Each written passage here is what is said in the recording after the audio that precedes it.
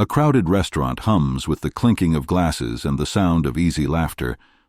At a small corner table, a man named Marcus sits alone, twisting the rim of his water glass with trembling fingers. Marcus is the janitor, the quiet man most of them walked past every day without notice.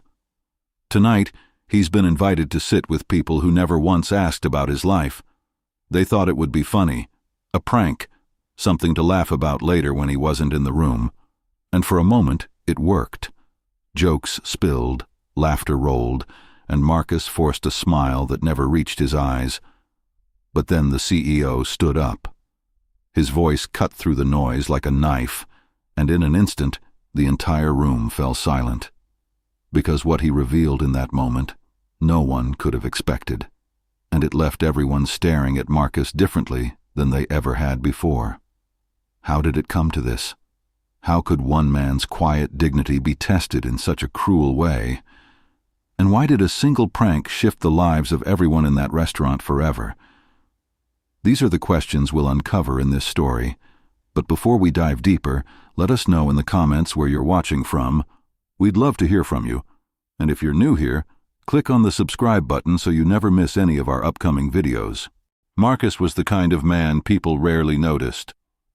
For 10 years, he had cleaned the marble floors of the building, emptied trash bins, and made sure the offices smelled like lemon polish before the executives arrived each morning.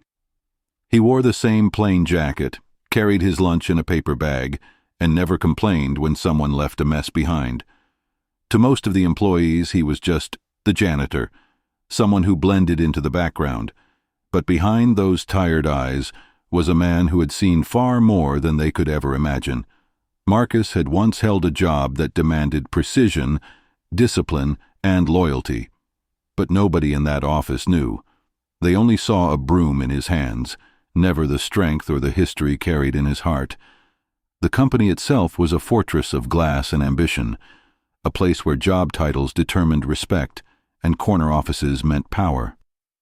In this hierarchy, janitors didn't sit with executives, they didn't get invited to dinners, and they certainly weren't the subject of company banter. Yet the pranksters, a group of employees hungry for entertainment, decided Marcus would make the perfect target. They told him he had been set up on a blind date. They promised a night of laughter, companionship, and maybe something more. But in truth, the date wasn't real.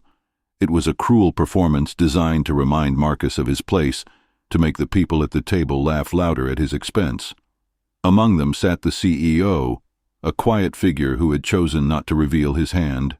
He listened, he observed, and he allowed the game to play out, though no one knew what was going through his mind. The pranksters smirked, waiting for Marcus to stumble. The fake date shifted uncomfortably, clearly aware she was part of something that wasn't right. And Marcus, clutching his napkin with calloused fingers, simply sat there, unsure whether this was kindness or cruelty, but willing to believe for once that he could belong. What no one realized was that Marcus was far more than the role they mocked. And soon, the truth would show them all how wrong they had been. In the days leading up to the dinner, the employees whispered in the break room, stifling laughter behind their coffee mugs. They passed notes, exchanged knowing glances, and mapped out how the prank would unfold. To them, Marcus was harmless, a man too quiet to fight back, too invisible to make a fuss. The so-called blind date had been carefully chosen, a woman who worked in another department, persuaded to play along. She wasn't entirely comfortable with the idea, but peer pressure and the lure of fitting in kept her from saying no. Every detail was set, the table, the timing, and even the moment when the group planned to reveal the truth. What Marcus didn't know was that someone else had been invited that night, someone who would change the meaning of this cruel joke forever.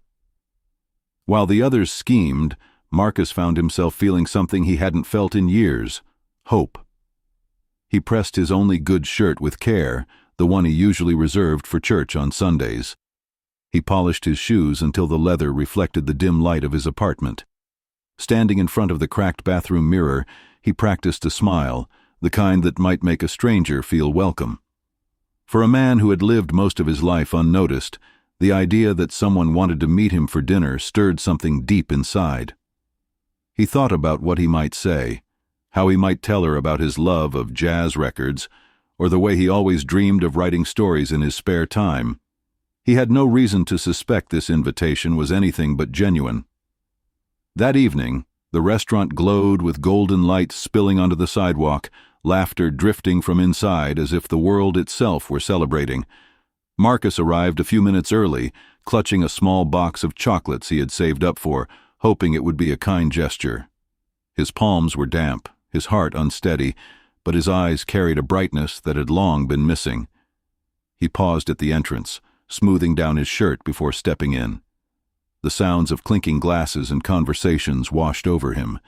He scanned the room, searching for the face he had been told would be waiting for him, and just as his gaze swept across the tables, he froze, because at that very moment he realized he was not alone in this story. Marcus spotted her across the room, a woman with carefully curled hair and a polite smile that didn't quite reach her eyes. She stood when he approached, allowing him to pull out her chair before he nervously slid into his own. For a moment, Marcus believed the evening might truly be what he had imagined. They exchanged small talk, where they grew up, favorite foods, the weather. But every so often Marcus noticed flickers of something strange. A smirk from the corner table, muffled laughter quickly silenced, the way the woman's eyes darted toward the group of employees as if seeking their approval. Still, he ignored it. He wanted this to be real. He wanted just for once to be treated as more than the man who carried out the trash. And so, he leaned in, trying his best to keep the conversation alive, while shadows of suppressed amusement circled around him. The woman, though playing her part, grew uneasy under the weight of what was happening. She asked Marcus questions with forced kindness, nodding at his answers but unable to hide the occasional glance over his shoulder. The group of pranksters chuckled under their breath, pretending to sip their drinks while watching the scene unfold like a play staged for their entertainment. Every word Marcus spoke, about his long hours, about the pride he felt in making the building shine, seemed to fuel their hidden laughter. To him it felt like a normal dinner, but to them it was a joke. And as the minutes passed, the audience is left to wonder, have you ever been the butt of a joke you didn't deserve? Have you ever felt kindness that later revealed itself as cruelty? The ache of those memories lingers, and with Marcus, you feel every moment of it. But as the evening wore on, something shifted. Marcus began to sense the strangeness he had overlooked. The woman's laughter seemed misplaced, her eyes too quick to dart toward the smirking table nearby, and when he excused himself for a moment and returned, he caught the faint sound of muffled giggles that stopped the second he reappeared. Something wasn't right. His chest tightened as he looked at the faces around him. What none of them expected, though, was who else had been watching. Because seated just a few tables away, silent and observant, was a figure whose presence would turn the night upside down. Marcus didn't yet know who it was, but deep down he was beginning to feel that this evening was not what it seemed. At first the laughter was faint, like whispers moving through the air, but then it grew louder, spreading around the table like wildfire. The woman lowered her eyes, unable to play her role any longer, while one of the pranksters leaned across the table and said it outright. "There was never a date, Marcus. We just thought you could use a night out." The words stung sharper than any insult, because they weren't said in anger. They were spoken as if his humiliation was entertainment. Glasses clinked, laughter erupted, and Marcus sat frozen, his fingers gripping the box of chocolates he had bought with careful savings. In that moment, the truth was undeniable. He wasn't a guest. He wasn't welcome. He was the punchline. It should have ended there, but it didn't. Marcus didn't react with anger. He didn't shout or storm out. Instead, he sat in silence, holding on to the last shred of dignity he could muster. His mind wandered, as it often did in hard times, to the years behind him, the nights he had worked double shifts to pay rent, the mornings he rose before the sun to see his children off to school, the times he had swallowed insults just to keep food on the table. He had endured the heavy weight of life with quiet resilience, never demanding recognition, never asking for praise. And now, here he was, humiliated not for failing, but for daring to hope. Across the room, unseen by most, another man leaned back in his chair, the CEO. His face unreadable, his presence unnoticed. He watched as the laughter carried on, watched as Marcus lowered his gaze, and waited. What no one yet realized was that the quietest figure in the room was about to change the entire story. Just as the laughter reached its peak, a chair scraped against the polished floor. The sound cut sharper than the noise of clinking glasses, and one by one, the voices faded. Standing now was the CEO, a man who rarely spoke at company dinners and whose very presence demanded silence. He looked around the table, his eyes scanning the smirking faces, the woman who lowered her head in shame, and finally Marcus, still holding the box of chocolates with trembling hands. The pause seemed to stretch forever before the CEO's voice broke the tension. Calm, deliberate, and heavy with meaning, he said, "Do you even understand who you've been laughing at tonight?" The room stilled, the weight of his words hanging in the air like a storm about to break. The CEO's gaze returned to Marcus, and with measured conviction, he continued, "You were laughing at the man who once kept this company alive when everyone else had given up.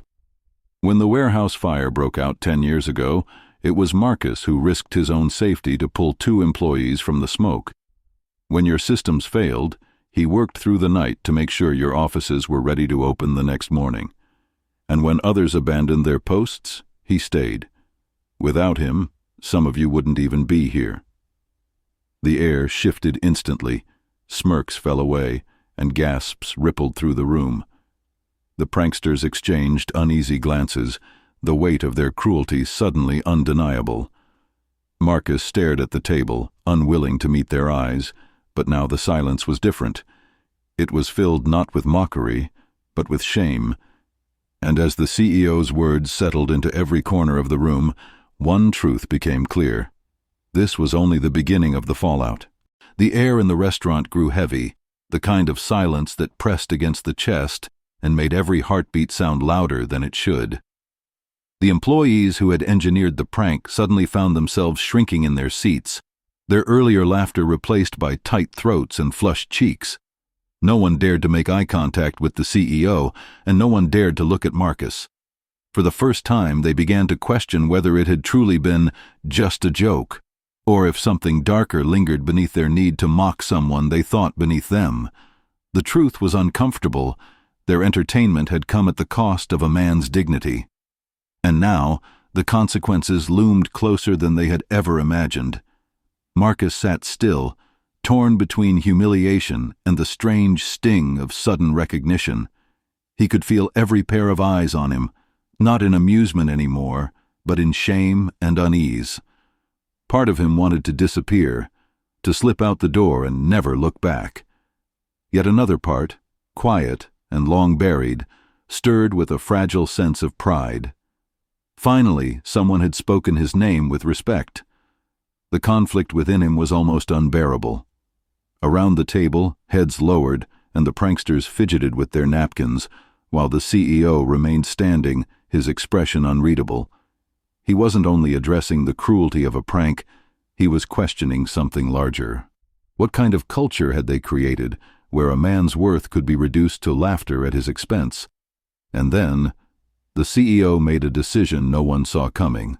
The CEO let the silence stretch until every shifting chair, every nervous swallow, was amplified in the air. Then, with a steady voice that carried both authority and disappointment, he spoke. "This company was not built on titles, corner offices, or clever jokes," he said. "It was built on the backs of people who showed up day after day with loyalty and pride in their work. People like Marcus. Tonight, you chose to humiliate a man who embodies the very values you should honor, and that choice will not be forgotten." His words hung like a verdict, and the weight of judgment pressed down on every prankster who had once been laughing. He continued, his tone sharp as glass.